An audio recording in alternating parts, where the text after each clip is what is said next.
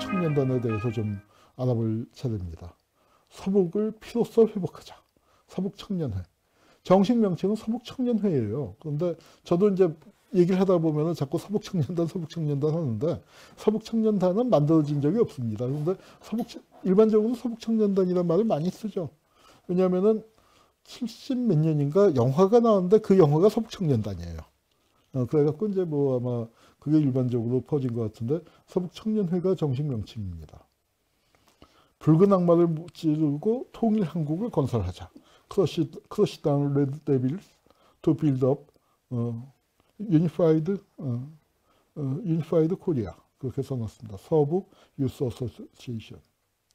그래서 이제 그 간판 조금 아까 건 조금 사진이 잘린 거고요. 이렇게 원래 사진입니다. 그 서북청년단의 당시 단장이 문봉재예요. 그 단장이 아니고 서북청년회 회장. 두 번째 회장입니다. 두 번째 회장인데 이 사람이 이승만의 철저한 추종자였죠. 그리고 이승만이 이 사람을 서북청년회 회장을 치안국장도 시키고 장관도 시켜요. 나이 40대기 전에. 나이 40대기 전에 장관을 합니다. 그리고 김구암살 사건의 배후였고 또 김성주 살해 사건. 김성주는 뒤에 설명을 드리겠습니다만 서북청년회의 부회장을 지낸 사람입니다. 뭐 하여튼 자기 내부에서의 권력 다툼. 또 이승만이 서북청년회를 치거든요. 그러니까 토사구팽이 당합니다. 서북청년회도. 그런 케이스였는데. 자, 서청이 바로 이북에서 이제 쫓겨났다. 이 그림, 강요배 화백의 그림은 보셨죠? 서북청년단이 정말 못된 짓을 많이 했습니다. 그래서 이제 그런데 뭐라고 썼냐? 바로 국립현충원에 모셔져 있어요. 평생을 국가와 민족 사랑에 바침으로써 1천만 실생민의 귀감이 되었고 남북통일 염원을 간직한 채 일생을 마쳤다. 이 사진이 장관 임명돼서 좋아하는 사진입니다. 장관 임명돼서 좋아하는 사진이죠. 김재능이라는 사람, 이 사람은 사진을 못 구했어요. 육척장신이었다고 하는데 아마 제주도에서 제일 제주도 사람들이 무서워했었던, 그러니까 탁송록이하고 이 사람하고 신인철이라는 사람, 그 사람하고 그걸 3대 폭한이라고 불렀다고 그래요. 그래서 김재능은 섬을 떠난 다음에는 자기 한 짓이 있어서 좀 전전긍긍 보복을 당할까봐 두려워하다가 60년대에 병사한 것으로 알려져 있는데 자세한 그 후의 행적이 뭐 많이 알려져 있진 않아요. 근데 이 사람이 뭐 제주도 총무국장이니까 간부 아니에요. 제주도 공무원인데 총무국장이면은 제주도 내에서는 대단히 높은 지위죠. 지사 다음 가는 뭐 그런 위치에 있는 사람인데 그걸 패 갖고 아주 죽여버린 뭐 그런 따져 죽인 그런 만행을 저지르는 거죠. 그러니까 뭐 아주 손을 못 댔는데 네, 그렇습니다. 그래서 그리고 이 사진에는 김재능이 없습니다만 제주신보라는 제주에서 제일 좋은 신문을 뺏어서 자기가 사장을 했어요. 그래서 이분이 이제 그 신문사를 만들었다가 뺏겼고 이건 뭐 하는 과정에서 이제 뭐 무수한 폭행을 당했었고 그래서 김재능은 키가 6척이나 되고 콧수염을 기르고 가죽장화를 신고 다녔는데 워낙 악명이 높아서 보기만 해도 등골이 오싹했다. 그래서 아까 우리 한병선이 지독했다고 하잖아요. 한병선이 오히려 김재능이가 죽이려는 사람을 구해준 적이 있을 정도라니까 뭐 이 사람이 얼마나 지독했는지 뭐 짐작이 가죠. 여기 보면은 나중에 이제 영주시보라고 제주도에서 이 영자가 경북 영주가 아니고 제주도를 또 영주라고 부르거든요. 거기 그 신문인데 30만 도민 거의 전부가 김 씨에게 원한을 품고 있는 것은 부인 못할 사실이다. 그 이유는 제주도민인 한 설명할 필요가 없다는 거죠. 그러나 김 씨 계통에 의하여 애매하게 살해되고 상해되며 재산을 강탈됐던 수십 명 내지 수백 명의 가족들은 지금도 얼른 김 씨에 대하여 보복적 태도를 취하지 않을 것이다. 왜냐? 공포는 남아있다. 그만큼 이거 김재능이가 경찰에 피검돼서 수사를 받고 있는 그런 상황에 중에서도 아직도 시민들이, 제주도 사람들이 덜덜 떨고 있다 할 정도로 이 김재능이 이제 정말 그 악명을 떨쳤다는 것이죠. 최석영, 이 사람도 사진을 못 구했습니다. 그런데 이 최석영은 경력이 화려해요. 그리고 나이가 많죠. 당시 그러니까 한병선이, 송유찬이 뭐 이런 사람들 다 30살 안팎인데 거의 그 40대 후반, 중후반의 나이에 제주도에 와서 그 30살 먹은 이 한병선이나 뭐 그 한병선이 밑에서 대대장을 했어요. 서청 대대장입니다. 서청 대대장인데 이 사람 경력은 참 희한해요. 황포군관학교. 황포군관학교를 나온 사람 중에서 우리나라에서 제일 유명한 사람이 누굽니까? 김원봉이죠. 김원봉. 그러니까 김원봉과 비슷한 시기에 황포군관학교를 다닌. 그러니까 뭐냐면 독립군 출신이란 말이에요. 독립군 중에서 어디냐면 조선혁명군. 조선혁명군에서 그 사령관이 양세봉 장군이고 거기 제1군의 제1사령이니까 대단히 유명했어요. 그 당시에는 한검추라는 이름을 썼습니다. 한검추가 체포되고 난 다음에 어떻게 됐는지 행적이 잘 안 알려져 있었는데 이번에 조사해 보니까 아이고 일제 투항해서 이 독립군 토벌하고 다녔네요. 그러니까 독립군으로서 조선혁명군의 그 유명했던 한검추가 독립군을 토벌하다 다니는 그런 신세가 됐습니다. 그러더니 결국은 이제 제주도까지 와서 이 옛날 일본군들 출신들 밑에 그 독립군에서 그 사령급으로 있었던 사람이 일본군 공수부대 5장들 밑에 가서 이제 그 대대장을 하고 있었던 거죠. 그래서 서청대대를 이끌었습니다. 아마도 조선혁명군 출신의 평안도 사람들이 많거든요. 그래서 평안도 출신이 아닌가 생각이 듭니다만 서청대대를 했던 것으로 볼 때 출신 관련된 자료를 확실하게 확인하지 못했습니다. 여기가 그 조선의용군의 양세봉 장군인데 안타깝게도 밀정에 의해서 살해당해요.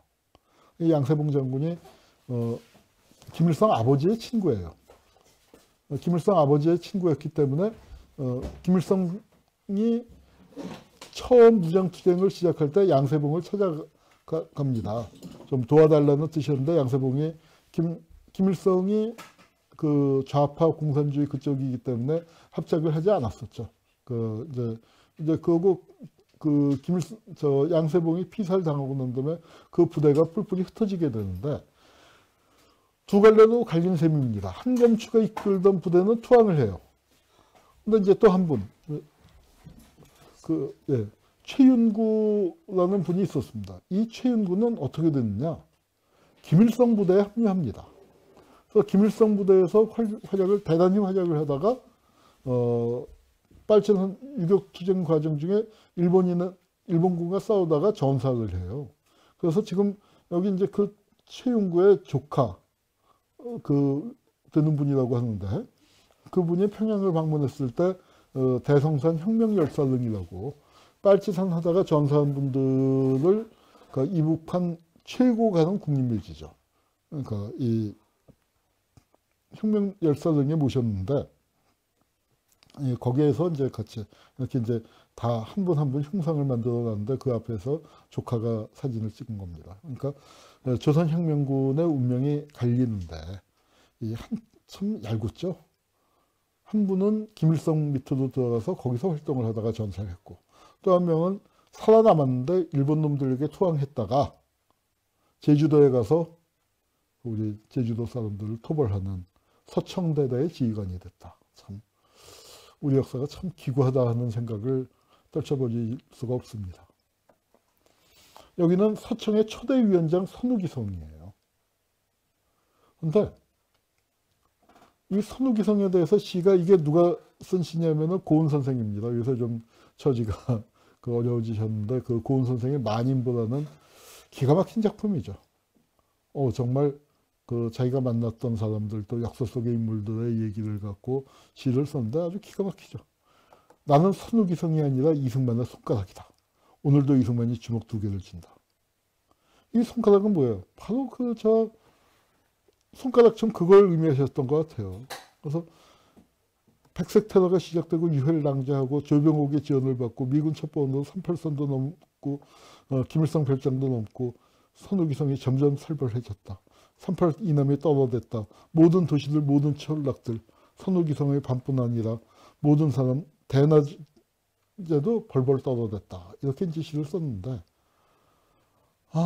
서북청년단을 얘기할 때 선후기성은 훨씬 착한 편으로 나올 겁니다. 문봉재나 김재능에 비하면. 뭐 이런 상대적인 얘기겠지만. 그래서 청년운동의 어제와 내일이라는 책도 있고 한국청년운동사라는 뭐 또 훨씬 더 두꺼운 청년운동 조직을 그 정리한 책을 또 쓰기도 했습니다. 평안청년회. 뭐 이게 서북청년회가 북쪽 사람들이 이제 작은 청년회를 여러 개 만들었는데 그게 7개인가 모여서 통합돼서 만든 거예요. 메가더 장군을 환영하는 이 깃발도 들고 있고요. 네, 그 사진이죠. 네, 자 이게 이제 인터넷 뒤지다가 보니까 아주 재미있는 게 있어서 갖고 왔습니다. 46년 결성된 서북청년회를 설명한 다음 보기 중 맞는 것은? 여러분 한번 같이 풀어볼까요? 1번 해방공간에서 백색 테러를 일삼았던 극우 청년 조직으로 김과 암살에 관여하는 등 각종 학살, 폭력, 살인 같은 잔혹한 형태 때문에 공포의 대상이었다. 맞는 것 같죠? 2번 북한 정권의 종교 탄압을 피해온 평안도 황해도 지역 개신교 피난민의 자조 조직으로 한경직 목사의 영락교회를 중심으로 모여 미국의 원조를 끌어와 성장했다. 이것도 맞는 것 같네요. 3번 이승만 정권이 해방공간에서 경찰력의 공백을 메우기 위해 서북청년회를 활용했다. 1948년 제주도 4.3 사건 당시 제주도에서 준경찰 조직으로 활동하며 민간인까지 학살하고 부산극장 사건을 일으키는 등 좌익 활동을 탄압하는 데 동원됐다. 맞죠? 4번 서북지역 개신교 민족주의자인 안창호, 이승훈, 조만식을 기원으로 오산학교, 숭실학교 출신들이 주지를 이뤘으며 초대 위원장을 맡은 선노기성은 광주학생운동과 상해 임시정부에 참여한 인물이다. 4번이 틀릴까요? 상해 임시정부는 약간 조금 문제가 있을 것 같은데 선노기성이 백범의 추종자는 건 맞습니다. 문봉재는 이승만 추종자고 선노기성은 백범 추종자예요. 그래서 결국 요 부분이 약간 그렇긴 하지만 1, 2, 3, 4번이 다 맞는 얘기예요. 여러분 서북청년단이요.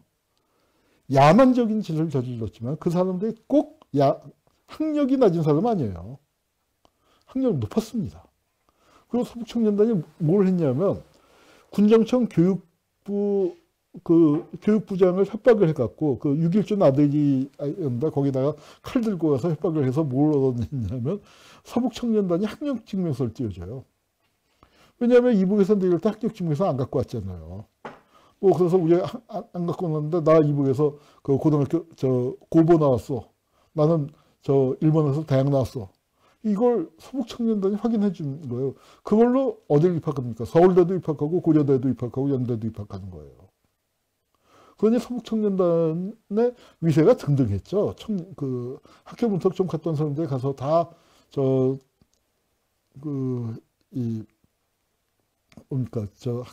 학력증명서 가짜로 만들어 갖고 서울대 같은 데 다 들어갔죠. 왜냐하면 서울대 그때 결혼이 많았어요. 왜냐? 국대한 파동으로 좌파 학생들이 많이 자퇴를 했거든요. 그 빈자리를 서북청년단 출신들이 가짜 학력증명서 갖고 그래서 이제 많이 들어갔습니다. 그래서 서북청년단이 그런 것도 그러니까 식량 나오죠. 그리고 그러니까 한 100명, 200명씩 모이는데 그러니까 북외선들이었으니까 떨거지고 가진 게 없잖아요. 그러니까 그 집도 절도 없으니까 합숙소에서 생활을 합니다. 그 합숙소 규모가 보통 한 100명에서 200명 되는데 그거 식량 누가 다 줬겠어요. 미 군정에서 다 주는 거죠. 그리고 파업이 일어났다거나 노동자들 못 진압할 때 서북청년단 풀어갖고 깨는 거고 이제 이런 식의 이제 관계였습니다. 이때 그 서북청년군의 노래가 있어요. 제가 노래를 잘하면 불러드릴 텐데 아마 압록강 행진곡이라는 독립군가는 다 아실 거예요. 우리는 한국 광복군 조국을 찾는 용사들다. 나가 압록강 건너 백두산 넘어가자. 뭐 이제 그런 노래가 있는데 그걸 바꿔서 우리는 서북청년군 악마의 원수 쳐버리자. 나가 38선 넘어 내국노 쳐버리자. 진주 우리 조국 지옥이 되어 모두 도탄에서 헤매고 있다들 진주 우리 서북 그 지옥이 되어 도탄에 헤매고 있다. 동지는 기다린다. 어서 가자. 조국에가 서북에로. 그래서 이제 이렇게 가자 뭐 하는 그런 노래를 만들어서 불렀다고 합니다. 이게 옛날 동아일보사예요. 동아일보사 처음에 축성했을 당시인데 해방 당시에는 아마 4층이었을 겁니다. 근데 이 서북청년회 사무실이 동아일보 안에 있었어요. 한민당 본부가 동아일보에 있었거든요. 그래서 서북청년단이 회가 그 우익에 의해서 집중적인 지원을 받았었던 겁니다. 네. 그래서 3.1절 유혈 시위가 일어났죠. 그 유혈 시위가 벌써 2명이 죽고 여러 명이 이제 중상을 입은 사건인데 그 사건이 서북청년단이 본격적으로 활동하기 시작을 하는 이제 그런 계기가 된 거죠. 근데 이제 이승만이 뭘 했냐면 서북청년단이 너무 커지니까 이승만은 불안한 거예요. 그래서 청년단을 통합해서 지청천을 내세워갖고 이 대동청년단이라는 걸 만듭니다. 그래서 서북청년단이 여기 가담하느냐 마느냐를 갖고 갈라지는데 문봉재 그러니까 선우기성을 몰아내고 문봉재가 들어와서 이제 이승만 편에 붙게 되는 겁니다. 이제 붙게 되고 합류파와 이제 합동파와 잔류파가 갈라집니다. 그리고 대한청년단을 거쳐서 이제 이 대동청년단으로 다 합류하게 되죠. 서북청년회 회원증입니다. 이거 들고 있으면 이게 살벌한 거였죠. 제주도에 들어온 거 다 보셨을 거고. 예. 제주도에 있었던 본부. 그리고 이제 그 본부가 서북청년회가 제주도 본부의 예터는 지금 폐허가 된 모양입니다. 근데 이게 일베 저장소에 보면은 이런 게 나왔어요. 대한민국은 서북청년단이 살린 거다. 서북청년단이 그립다. 계엄령만 떨어지면 서북청년단 시즌2다. 서북청년단 부활. 아마 시즌2라면은